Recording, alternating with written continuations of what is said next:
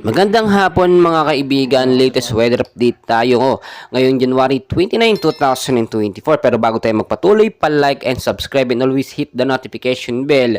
Mga kaibigan, paalala ko lamang po, meron po tayong binabantayan ngayon na northeast monsoon pa rin po sa ilang bahagi po ng Luzon, Visayas at Mindanao. Dito po sa may sinasabi natin na sama ng panahon, sa labas po yan ng ating bansa, no?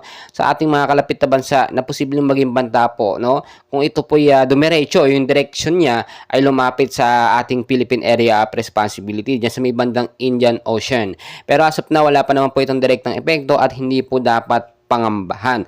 Sa area po ng Metro Manila at ilang bahagi ng Luzon, kasama na po ang Visayas, maulat na panahon po ang nararanasan or mararanasan dyan bandang hapon, no, hanggang sa maggabi, at posibleng makaranas po ng light rains to heavy rainfall pagdating ng ilang oras, no, simula alas 6 hanggang alas 8. So mas maganda, matyagan po natin at bantayan natin yung oras dahil nga po ang weather condition sa atin dahil na rin po sa climate change ay pabago-bago, and hopefully nga po patapos na ang buwan ng Enero ay wala pong pumasok na bagyo or sama ng panahon sa ating bansa. Mga kaibigan, paalala lamang po, always know the weather before you go para safe tayo lagi. Magdala ng payong, jacket, kapote, panlaban po yan in case magkaroon ng biglaang malakas na pag-ulan. Mamaya po update ko muli kayo, kaya huwag kalimutan mag-like and subscribe. Maraming salamat po.